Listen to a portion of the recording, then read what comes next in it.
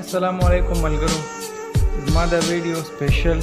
د هغه MPA امینوګانو دپاره ده کوم چې د نن نه مخکې به راتلل، زموږ اوټونه به یې غوښتلو، مینتونه به یې کول موږ ته، اوټونه راکړئ. څنګه چې به کور په کور ګرځېدلي اوټونه به مو غوښتل، دقسې اوس په کرونا وایرس چې اوس راغلی په پاکستان کې،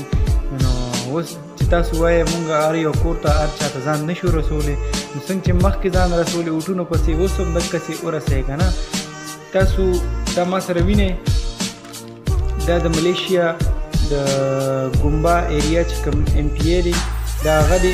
دا ورپسې دا MNA دی،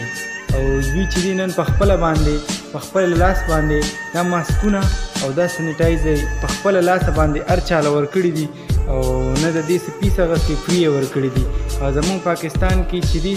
نو ټول MPA MNA-ګان لګیا دي، مونږ به ورته څنګه ځان رسو، دا خو لوی پاکستان دی. نو څنګه چې په اوټونو پسې ګرځېدی دقه شانتې اوس دې پسې مو ګرځئ، اوس یې تاسو دا خوارې کوئ. او زمونږ په پاکستان کې خو د ماسک قیمت هم دومره ګران دی، او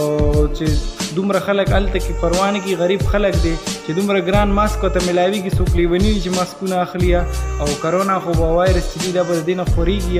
چې ماسک په 100 روپۍ باندې ماسک دی، دا خو ناانصافي ده. تاسو خپله سوچئ چې حکومت له پکار دی چې په دې باندې ایکشن واخلي، او باقي چې کوم ماسک دی دا ډسپوزیبل ماسک دی، دا خو چې په کور غونډ وویشي، څنګه چې په اوټونو پسې ګرځېدی چې دقه شانتې وویشي. او زما په خبرې به په هغې خلکو بدې لګي چې څوک پرې نه پوهېږي، چې څوک پرې پوهېږي نو په هغې به ښې لګي. ډېره زیاته مننه، او ټولو ملګرو ته خواست چې مخکې شیر کړي چې هغه MPA MNA-ګانو ته ورسي کوم چې زمونږ په اوټونو باندې په غټو ګاډو کې ګرځي. نو زه درته دا وایم چې د ملیشیا په حکومت چې دی په خپله باندې MPA MNA په خپله ګرځېدل، او دا ماسکونه یې ورکولو، او دا د